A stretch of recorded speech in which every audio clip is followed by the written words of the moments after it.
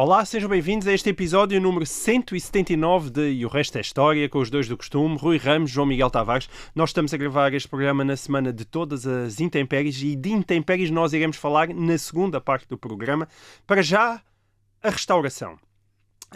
No último dia da restauração, a 1 de dezembro, Marcelo Rebelo de Sousa deixou uma nota no site da Presidência da República que passa a citar: ao lembrar tantos portugueses de tantas origens que se envolveram no movimento revolucionário, o Presidente da República quer lembrar também os portugueses de etnia cigana que, como reconheceu então o próprio rei Dom João IV, deram a vida pela nossa independência nacional.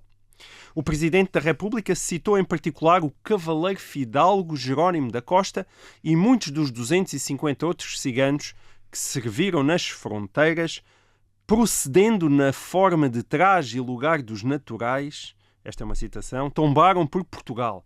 Portugal lembra-os, escreve Marcelo, presta-lhes homenagem e exprime a sua gratidão. Este dever de memória é de elementar justiça e rompe com tanto esquecimento e discriminação de que os ciganos têm, infelizmente, sido alvo no nosso país. Na sequência desta nota, que deu origem a vários artigos nos jornais, alguns ouvintes, vários, 3, 4 ouvintes do Resto da História, pediram-nos que aprofundássemos o episódio referido pelo Presidente da República, como foi o caso de Rufino Silva, Carlos Martins ou de António Marques. Eu cito a pergunta do António Marques, todas elas são muito parecidas. A pergunta é verdadeira a participação da etnia cigana na Guerra da Restauração, de forma a merecer a menção feita pelo Presidente da República? Rui, a ambição deste programa não é ser o polígrafo da história, assinalando aquilo que está certo ou errado com uma caneta vermelha e distribuindo pimenta na língua, essas coisas, mas tendo em conta o número de pedidos sobre este tema, o que é que nos podes dizer acerca da mobilização de ciganos e de outras minorias na restauração da independência portuguesa em 1640 e depois nas quase 3 décadas de guerra que se lhe seguiram? Bem, sim, nós não somos, nem queremos ser o polígrafo. Não. A nota do Presidente e esta discussão à volta da Guerra da Restauração, isto vem da documentação reunida por Adolfo Coelho, num livro sobre os ciganos em Portugal. Sim, o mais conhecido, se calhar, livro sobre os ciganos em Portugal. Em 1892, portanto há 130 anos, e depois reeditado no século XX e também disponível na internet, até em edição aberta. Chama-se Os Ciganos em Portugal. Os Ciganos em Portugal. Os documentos em causa são dois. Os documentos que estão por trás desta nota. O primeiro do Presidente da República. O primeiro é uma comunicação de Tomé Pinheiro da Veiga, que é procurador da Coroa. É uma comunicação ao rei de 1646, um ofício, em que ele fala de um Jerónimo da Costa, um pobre cigano, é assim que ele é lá descrito, que teria servido 3 anos na fronteira do Alentejo, com cavalo. E ao servir com cavalo estava a servir como os fidalgos serviam. Os fidalgos serviam no exército com cavalo, o resto da população servia com peões, servia a pé. Portanto, ele tinha servido durante 3 anos na fronteira do Alentejo no exército português contra a Espanha e teria morrido em combate na Batalha de Montijo. Montijo, uma localidade perto de Badajoz, em 1644. E qual é que é o ponto da comunicação do Procurador da Coroa ao Rei? O Procurador da Coroa, Tomé Pinheiro da Veiga, protesta contra a ideia de recompensar a família do Jerónimo da Costa, dando-lhe apenas naturalidade, isto é, portanto, como uma família de ciganos, se lhes dar a naturalidade portuguesa, isto é, torná-los, hoje diríamos, cidadãos portugueses. Portanto, que não eram, não. Que não eram. E arranjando um ofício mecânico. Um ofício mecânico é um emprego de trabalho manual ao filho. É um dos filhos dele. E o Tomé Pinheiro da Veiga, diz que isto é absolutamente injusto. Isto é porque o homem tinha servido, como muitos fidalgos não tinham servido. Diz o Tomé Pinheiro da Veiga, e cito, sem obrigação de sangue e natureza. Portanto, não tendo obrigação de sangue e natureza, isto é, por não ser um vassalo do rei de Portugal, um português, portanto, isto tinha servido à mesma, tinha morrido em combate, e, portanto, ele diz, ele merecia era ser feito fidalgo, isto é, portanto, ele não é um fidalgo, isto é o erro da nota, quer dizer, ele não é um fidalgo, ele serviu nas condições em que um fidalgo podia ter servido, no exército, e o Tomé Pinheiro da Veiga diz que ele deveria ser feito, isto é, deveria ter sido feito, e o filho até poderia ser feito como um sinal de reconhecimento do serviço que este pobre cigano, um cigano humilde também, como ele diz, teria feito ao rei de Portugal. Portanto, este é um dos documentos. Falaste em 2 documentos, não é? O outro documento é mais curioso. O segundo documento trata-se de uma ordem, vamos dizer assim, do rei Dom João IV, de 1649, portanto, 3 anos depois do documento do Tomé Pinheiro da Veiga. E é uma ordem que não é nada simpática. É uma ordem a mandar expulsar do reino e a deportar para as colónias os ciganos. Aliás, iguala, portanto, a muitas ordens anteriores deste sentido e muitas ordens posteriores.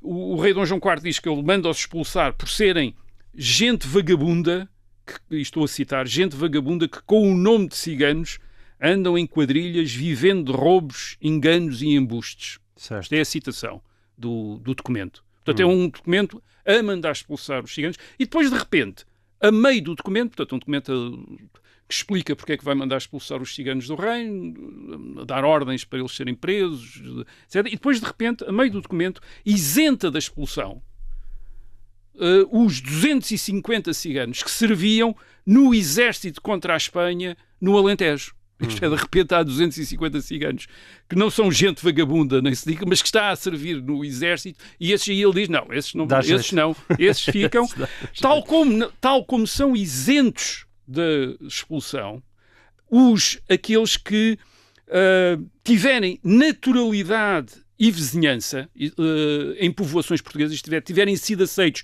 como cidadãos de um concelho, e se vestirem e comportarem como os naturais. Portanto, todos aqueles ciganos que se vestem e comportam como os naturais e que estão e que foram aceitos como vizinhos, isto é, como moradores de um concelho, esses aí também estão isentos de...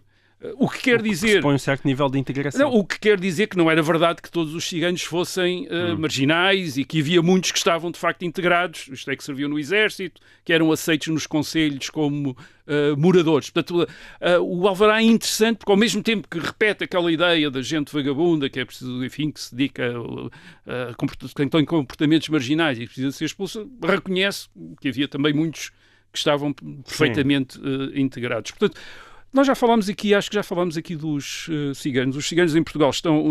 já falámos, sim. Estão há muito tempo cá desde o século XV. Portanto, desde o século XV, no princípio do século XVI, há já uma peça do Gil Vicente que se refere aos ciganos. E desde cedo, isto é, desde o princípio, que o seu modo de vida causou problemas. Por serem nómadas, por não terem os costumes do país, isto é, eles vieram de fora. Portanto, há a percepção que eles vieram, não só que têm um modo de vida diferente ou que é estranhado pelos moradores, mas pelos moradores do país, mas vêm de fora e falam o português, quando não falam castelhano, falam o português de uma maneira diferente, têm um traje diferente, vestem-se de uma maneira diferente, isso às vezes é referido nos vários documentos, e portanto há uma quantidade enorme de leis e de proclamações, século XVI, século XVII e no princípio do século XVIII, salvo erro, a mandar expulsar do reino os ciganos por causa de queixas que havia contra eles. Mas também desde cedo que aparece ciganos que são vizinhos, isto é, moradores aceitos dos concelhos, e depois a enorme quantidade de leis a mandar expulsar os ciganos prova que nunca foram efetivas. Isto é, que nunca tiveram qualquer resultado. E nunca foram efetivas porque nunca houve certamente uma grande urgência em aplicá-las. Isto é, os ciganos devem ter sido sempre objeto de queixas localmente. Essas queixas chegavam ao governo, o governo achava que, o rei achava que deveria ter fazer alguma coisa, mas verdadeiramente aquilo não era um grande problema e, portanto... passava. Os ciganos nunca colocaram nenhum problema político ou religioso, daqueles que verdadeiramente incomodavam as autoridades. Um sinal disso, por exemplo, o Adolfo Coelho nota isso, é que não parecem ter sido incomodados pela Inquisição, nem em Portugal, nem em Espanha. Isto é curioso, porque os ciganos são muitas vezes acusados de feitiçaria. Outros cristãos que eram acusados de feitiçaria geralmente tinham problemas com a Inquisição, porque a Inquisição também perseguia bruxas, feiticeiros. Os ciganos não, quer dizer, isto é, não era levado a sério a feitiçaria deles, percebia-se que era, enfim, devia-se ter a entender que era, que era uma farsa, quer dizer, que não correspondia a nenhuma crença ou nenhuma que pudesse ser identificada com qualquer heresia ou com qualquer ofensa à religião católica. Além de que existe uma tradição de adotar a religião do local onde Exatamente. se está, não é? E portanto, o problema deles foi sempre teve mais a ver com o modo de vida, o nomadismo. Que podia incomodar esta ou aquela povoação por onde passavam, mas não incomodava o Estado. E, portanto, havia preconceitos, havia queixas, havia legislação contra os ciganos, mas nada de muito se passava. Isto é, não... e quando eles eram expulsos, na maior parte dos casos, sendo deportados para possessões portuguesas, por exemplo, ao Brasil, onde às vezes há documentos a dizer que continuavam na mesma vida, quer dizer, portanto, enfim, continuavam no espaço português. Agora, como se vê do caso da Guerra da Restauração, os ciganos eram ocasionalmente usados e até mobilizados, apesar de ao mesmo tempo serem ameaçados de prisão e de deportação, e isto era assim, digamos que é assim em todo o espaço da administração portuguesa, na metrópole e no ultramar. Aquilo que nós hoje podemos designar como o Império Português é composto de populações, de comunidades com origens muito diversas, etnicamente, mas essas separações étnicas eram talvez menos importantes a determinados níveis do que aquilo que dizia respeito, por exemplo, à religião, à língua e à fidelidade ao rei de Portugal. Esses eram os elementos, talvez, que integravam as populações dentro deste Império Português. E quando essas populações tinham essas características identitárias de serem católicos, falarem a língua portuguesa ou entenderem a língua portuguesa e serem fiéis ao rei de Portugal, eram frequentemente integrados em esforços de defesa coletivo perante agressões externas. Isso aconteceu no Brasil também durante a Guerra da Restauração. A Guerra da Restauração acontece em Portugal a partir de 1640, é uma guerra contra a Espanha, é uma guerra de defesa contra a Espanha. No Brasil, tinha já começado antes essa guerra, é uma guerra contra a Holanda. Os holandeses tinham ocupado uma parte do Nordeste brasileiro, sobretudo Pernambuco, que aliás era o principal centro de produção de açúcar no Brasil, tinham-no ocupado desde a década de 30 e na década de 40 do século XVII há um grande esforço para expulsar os holandeses, acabar com a administração holandesa aí. E o que nós vemos nesse esforço, que é um esforço local, que começa localmente, isto é, dos moradores locais, é que participam não apenas, vamos chamar, dos portugueses e os seus descendentes, mas também índios, mas também negros. Todos eles se recusam a submeter à administração holandesa e participam no esforço militar. Para vos dar uma ideia disto aos nossos ouvintes, podemos falar dos principais comandantes militares dessa Guerra da Restauração no Brasil. Portanto, uma guerra da restauração contra a Holanda, sobretudo na região de Pernambuco. O mestre de campo-general, isto é, o comandante, era o Francisco Barreto Menezes, mas depois havia, as tropas portuguesas estavam organizadas em terços, portanto é uma unidade militar composta de companhias, à maneira da Espanha. Da Espanha, onde eles são muito famosos. Estava organizado em terços, eram 4 terços, e desses terços conhecemos os comandantes eram o António Filipe Camarão, o Henrique Dias, o João Fernandes Vieira e o André Vidal de Negreiros. Portanto, eram os comandantes dos terços que estavam na guerra de Pernambuco contra os holandeses. Ora, quem é que são estes comandantes militares? O António Filipe Camarão. O António Filipe Camarão era um índio potiguar, convertido e tocado pelos jesuítas, portanto convertido ao catolicismo e tocado pelos jesuítas, mas era um índio, e estava à frente de um terço que era um terço dos índios. Isto era um regimento indígena. Ele era o capitão-mor dos índios. E por causa dos seus serviços, ele participou, por exemplo, na Batalha dos Guararapes, em 1648, que é uma das principais batalhas contra os holandeses. Ele é feito, o António Filipe Camarão, é feito cavaleiro da Ordem de Cristo e recebeu o direito de usar dom, isto é, dom, portanto passou a ser Dom António Filipe Camarão, quer dizer, portanto, elevado com um tratamento de fidalgo, de nobre, um índio. Aliás, o Camarão era uma tradução do nome que ele tinha como índio, que aparentemente era Camarão e, portanto, em português ficou Camarão. Henrique Dias, outro comandante dos de terço. O Henrique Dias era negro, era filho de escravos libertos, comandou o terço, e cito, dos homens pretos e mulatos do Exército Patriota, portanto, o terço dos homens pretos e mulatos. Participou nas batalhas dos Guararapes. As batalhas dos Guararapes são duas, é de 1648 e 1649. Também foi feito cavaleiro da Ordem de Cristo. E todos os escravos que lutaram no terço foram depois libertos e financeiramente recompensados. Portanto, todos os escravos negros que combateram neste terço, comandado pelo Henrique Dias, foram depois libertos e compensados. Há quem diga também que o João Fernandes Vieira, o outro comandante terço, que foi depois governador de Pernambuco e depois governador de Angola, também era mulato. Enfim, há outros que dizem que não, mas quer dizer, também pode ter sido mulato. Isso, mas o André Vidal de Negreiros, que forçou em 1654 a rendição dos holandeses no Recife, e que depois também foi governador de Pernambuco. O André Vidal de Negreiros não era mulato, mas tinha um filho ilegítimo mulato, que era o Matias Vidal de Negreiros, que pôde suceder ao pai e tornou-se fidalgo. Isto é, tornou-se fidalgo, tornou-se fidalgo. Mas isso significa que não existia discriminação nessa altura? Parece não, bizarro. A ideia lusotropicalista, por causa daquelas teorias lusotropicais do Gilberto Freire, a ideia lusotropicalista de que não havia preconceito racial não é verdade. Há imensas outras fontes que indicam que havia preconceitos, mas a ideia contrária de que o Império, chamemos-lhe assim, foi só obra de homens brancos e que todos os outros foram apenas vítimas, essa ideia também está profundamente errada. Os indivíduos podiam escolher o lado de que estavam, independentemente da raça.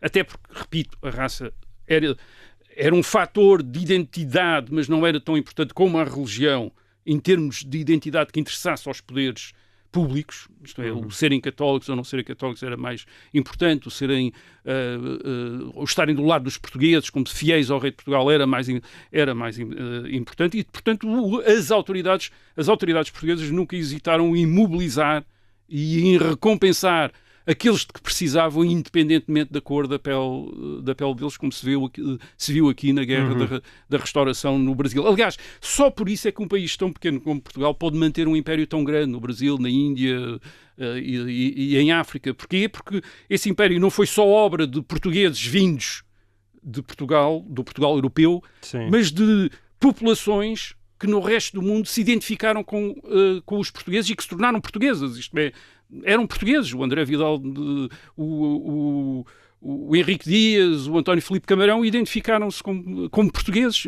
Aliás, eles nas fontes são tratados como índios e negros, mas estão do lado dos portugueses, são como portugueses. E, portanto, aquilo que nós vimos no Nordeste do Brasil é um pouco o que acontece no resto do Império. Isto é, há muitas destas populações não são brancos europeus, mas que se identificam com Portugal, que lutam pelos portugueses. Há outros também que lutaram, no caso do Nordeste do Brasil, também lutaram contra os portugueses, passaram-se para o lado dos holandeses, mas isso quer apenas dizer que havia possibilidade de escolha. Isto é, que se havia possibilidade que estes indivíduos, estas comunidades tinham margem de manobra para escolher, e a maior parte deles escolheram índios, negros, mulatos, escolheram ficar com Portugal. Ciganos escolheram ficar com Portugal e foram recompensados por isso, sendo integrados, por exemplo, naquela que era a nobreza portuguesa. Nós já perdi a conta às semanas em que chove muito, choveu muito na semana passada, choveu imenso esta semana e em várias zonas de Portugal, mas também em particular em Lisboa e arredores ficaram inundados depois de grandes chuvadas, coisa que qualquer pessoa da nossa idade, Rui, de facto já viu muitas vezes. Mas houve um ano em que essas inundações atingiram proporções particularmente trágicas no Vale do Tejo, sendo que a dimensão dessa tragédia ainda hoje está envolta em algum mistério, dado viver-se na altura em ditadura e a censura também ter feito o seu trabalho e ter atuado. Eu estou a referir-me às inundações de 1967, ocorridas na noite de 25 para 26 de novembro e que atingiram sobretudo a zona de Odivelas, Vila Franca de Xira e a Ruda dos Vinhos e que se estima que possam ter provocado a morte de cerca de 700 pessoas. Os números variam, foram certamente algumas centenas de mortos e também parece que isso é indiscutível, a pior catástrofe na zona de Lisboa desde o terremoto de 1755. Foi também um acontecimento relevante para o despertar político de uma geração, pelo menos ele é habitualmente apresentado assim, em particular de muitos jovens estudantes de Lisboa que pertenciam à juventude universitária católica, a JUC, mas não só, e que, ao serem mobilizados para a ajuda às populações, se depararam com uma tragédia e uma pobreza que eles diziam ser de dimensões desconhecidas na sua perspectiva, não é? Sobretudo jovens burgueses de Lisboa. Rui, mais do que falar das cheias de 1967 ou das alterações climáticas, o que eu gostava de saber era mesmo isto. Foi um momento, essas cheias de 67, foi um momento que abalou profundamente o Estado Novo e que marcou realmente politicamente uma geração, ou há algum exagero nisso?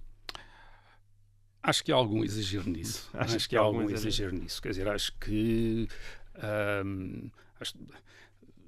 por um lado, temos um movimento de distanciamento em relação à ditadura salazarista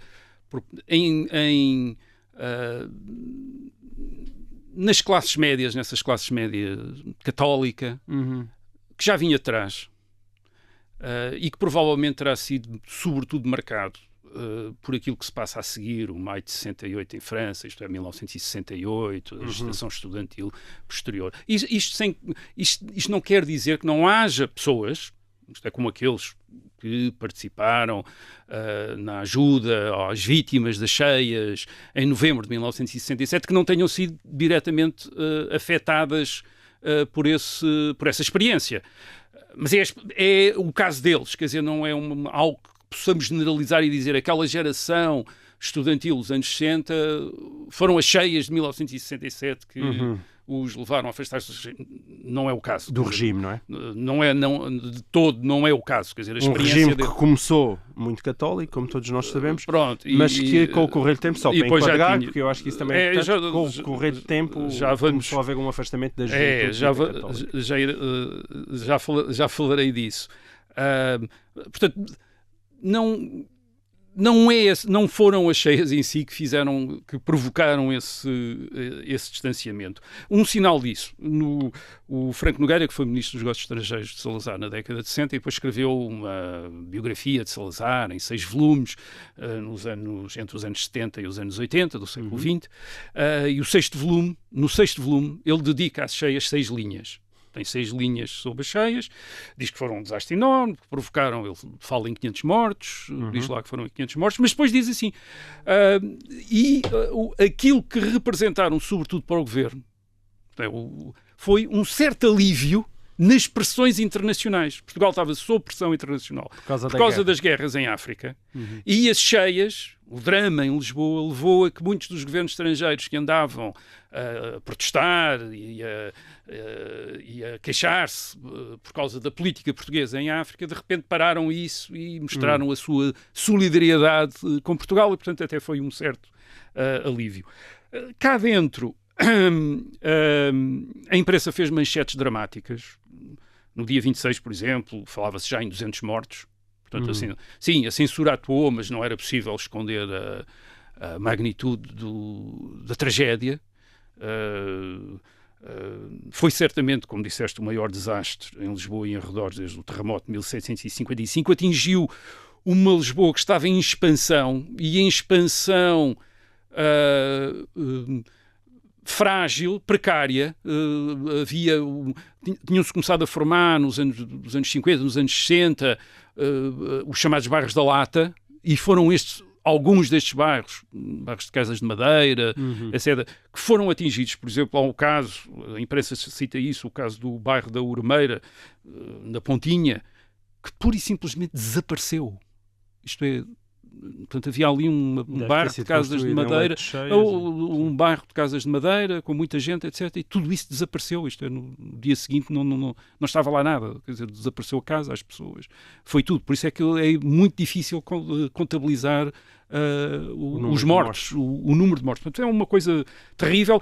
O que é, quer dizer, portanto, a censura, o que é que a censura fez? A censura poderá ter, num caso ou noutro, atenuado coisas, mas, sobretudo, o que a censura fez foi impedir os debates e os comentários que, numa democracia, com certeza, teria havido depois de uma tragédia destas. Isto é, porque é que aquelas populações estavam ali, quais são os responsáveis, quer dizer, isso aí é que... Atribui culpas. Não é? Atribui culpas. Tem má fama, mas que é uma coisa muito importante. Exatamente. Quer dizer, e isso é que a censura, quer dizer, isso é que não... Quer dizer, a censura aí provavelmente nem deve ter chegado a atuar, porque as pessoas quem escrevia nos jornais, na imprensa, já fazia autocensura, isto é, já previa que aquilo não iria ser publicado. A censura, sobretudo, iria para coisas, para alguns detalhes, pormenores que podiam ser menos interessantes para, enfim, deixar o regime uma pior luz. Quer dizer, o resto das pessoas já sabiam que não podiam escrever um editorial a dizer o governo da cidade ou o governo do país não tomou as devidas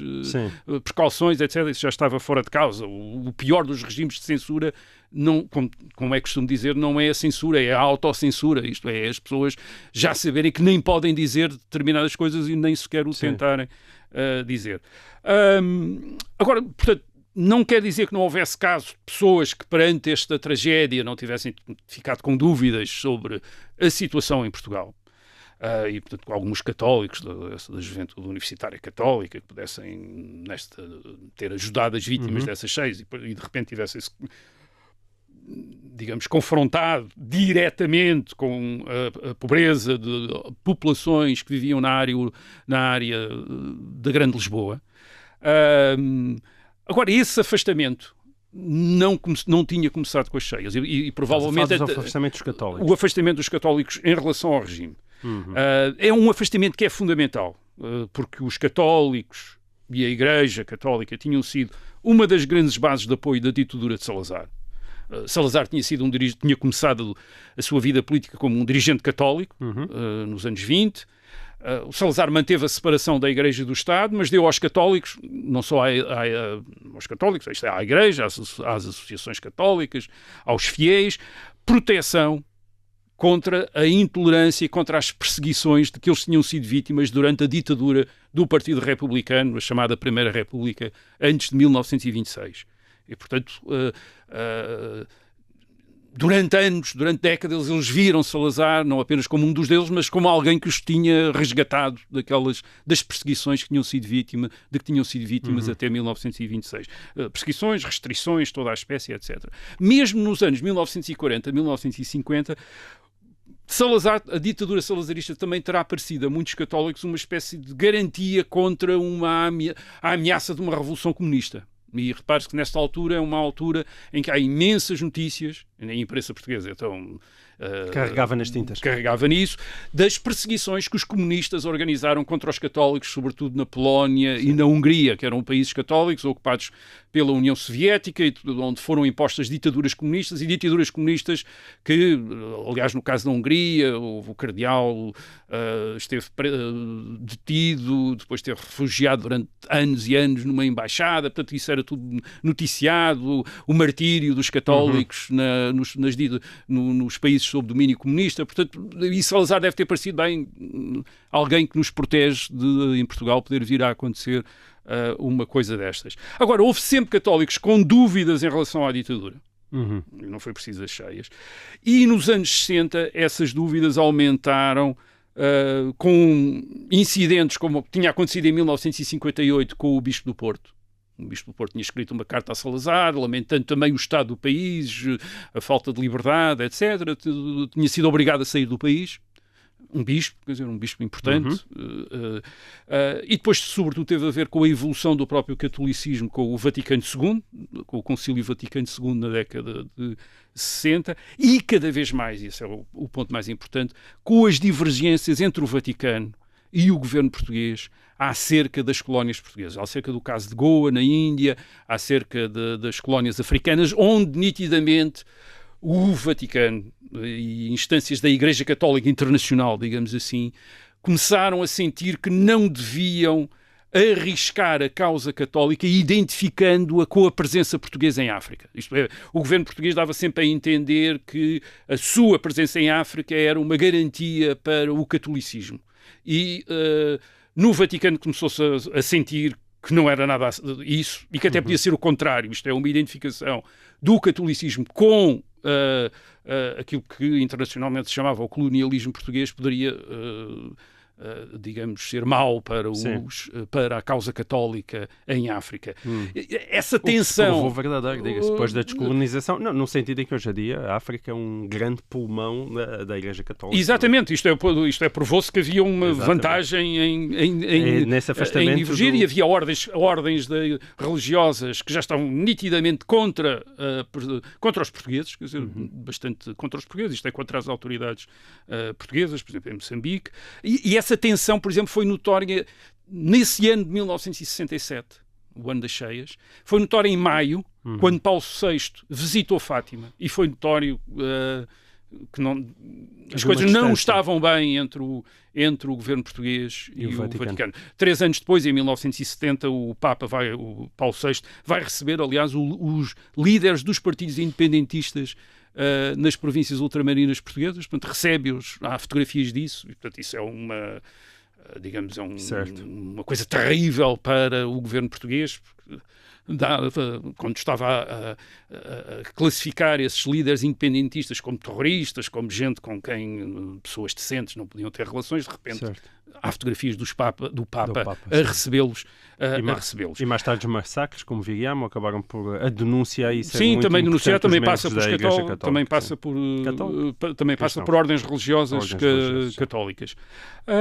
Agora, o outro ponto é que este distanciamento não impediu reaproximações. E esse é que é importante até para enquadrarmos melhor o que aconteceu, por exemplo, em 1967.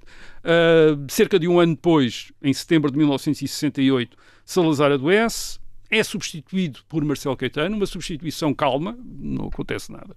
O país fica calmo. E Marcelo Caetano é escolhido, entre várias razões, porque precisamente se julga que ele pode chegar a esses setores de católicos. Isto é, de católicos que se tinham distanciado do regime. E a verdade é que ele chegou mesmo. Ele conseguiu que vários desses católicos que se tinham tornado quase dissidentes e críticos do regime voltassem, integrassem o governo, integrassem as listas da União Nacional nas eleições legislativas de outubro de 1969. Um desses casos é o Francisco Sá Carneiro, advogado do Porto, tinha estado próximo do Bispo do Porto, muito crítico de Salazar, mas perante Marcelo Caetano, ele pensa que Marcelo Caetano pode mudar o regime, vem para mudar o regime e reaproxima-se com condições. A dita aula liberal toda ela era fortemente católica, não é? Aliás, há uma dúvida que tem a ver também com as próprias cheias. Isto é verdade que nos anos 60 Portugal tinha grandes fragilidades de infraestruturas, tal como aquelas que foram expostas pelas cheias, e também o baixo nível da população, também exposto pelas cheias, o baixo nível de vida da população quando comparado com a Europa Ocidental, uma imigração elevada, etc. Mas ninguém esquecia, ainda ninguém se tinha esquecido nos anos 50 e 60, que antes da ditadura salazarista, isto é, durante a Primeira República, a situação tinha sido muito pior. O país era muito mais pobre do que era nos anos 60. E que, pelo contrário, na década de 60, a economia portuguesa estava a integrar-se na economia da Europa Ocidental, estava a crescer a taxas de crescimento das mais elevadas do mundo, e a ditadura estava a escolarizar a população, estava a promover proteção social, cuidados de saúde. A questão era, portanto, saber se um outro regime político podia fazer melhor, podia ter melhores resultados do que aqueles que a ditadura salazarista estava a conseguir nos anos 60. É óbvio que a oposição anti-salazaristas dizia que sim, isto é, que se estivessem no governo os resultados ainda eram melhores. Agora, Marcelo Caetano, quando vem em 1968, Marcelo Caetano também diz que sim, isto é, também diz que podia haver melhores resultados. Mas quando ele vem para o governo em 1968, ele vem a dizer: comigo vai haver melhores resultados, porque Marcelo Caetano, durante os anos 60, tinha sido muito crítico de uma política financeira salazarista que ele achava que era muito restritiva, isto é, que restringia, em nome dos equilíbrios financeiros e dos equilíbrios orçamentais, restringia o investimento. E, portanto, impediam um maior nível de desenvolvimento. Portanto, ele vinha em 1968, de alguma maneira, Marcelo Caetano vinha dizer: sim, senhora, tinham razão, podíamos estar melhor e vamos estar melhor agora. Quer dizer, eu vou pôr agora as coisas melhor, vamos fazer reformas, vamos abrir, vamos intensificar o desenvolvimento, vamos desenvolver aquilo que Marcelo Caetano chamou o Estado Social. É ele, em Portugal, o primeiro a usar essa expressão de Estado Social, diz: vamos construir o Estado Social. Portanto, ele vem dizer isto, o que quer dizer que muitas das pessoas, algumas das pessoas, ou pelo menos algumas das pessoas, mas muitos dos católicos que tinham desenvolvido uma perspectiva crítica sobre a ditadura salazarista baseada na falta de liberdade ou na situação de subdesenvolvimento relativo de Portugal na Europa Ocidental, de repente tiveram a expectativa: bem, talvez Marcelo Caetano possa resolver essa situação. Aliás, essa benevolência, essa expectativa positiva que havia a Marcelo Caetano correspondia também a outras dúvidas. Não, estes católicos tinham dúvidas não apenas em relação ao regime, mas também tinham dúvidas em relação à oposição ao regime. É verdade que alguns desses católicos, e depois ditos católicos progressistas, já se tinham convertido, digamos, à oposição.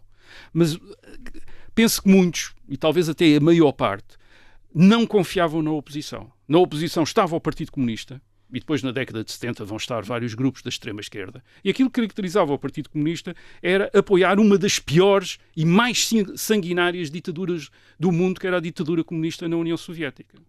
E os outros grupos extremistas, os outros grupos da extrema-esquerda na China. Isto é, queixavam-se da falta de liberdade de imprensa e de não haver liberdade para partidos políticos em Portugal, quando defendiam regimes onde também não havia liberdade de imprensa, onde também não havia liberdade de organização de partidos e, além disso, regimes onde era imposto ou promovido o ateísmo como política oficial. Portanto, há muitos católicos que, perante uma oposição destas, querem acreditar que dentro da ditadura se possa fazer as tais reformas, que se possa atingir o desenvolvimento a que eles aspiram.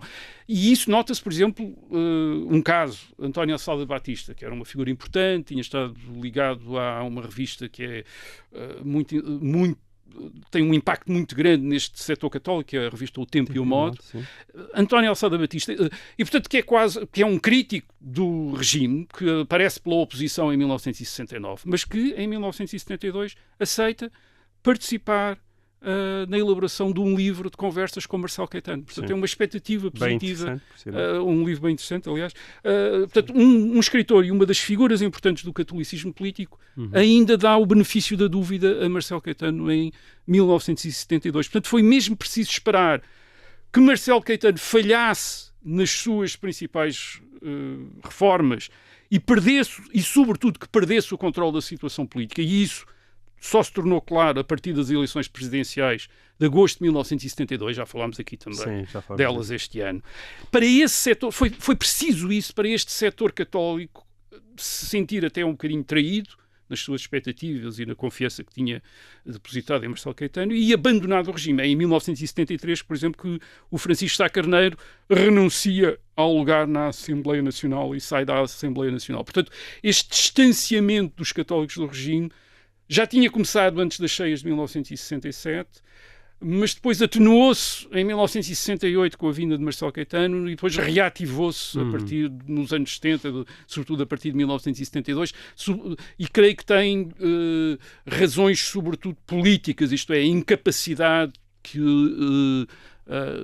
se torna notória do regime ter iniciativas que tirem daquela situação de pântano em África, de pântano também interno, isto é, de manutenção da ditadura, da censura, da polícia política, da proibição de partidos no país e de guerra indefinida também em África. Isto é, tornou-se claro que, não era que o regime não parecia ter condições para resolver esses problemas, e então foi quando, enfim, não só os católicos, mas outros, tecnocratas, etc., se afastaram. Disseram, já chega. E pronto, cá está. Eis o impacto da chuva na política. Continua até aos dias de hoje. E nós voltaremos para a semana com mais um Resto da História. Até lá.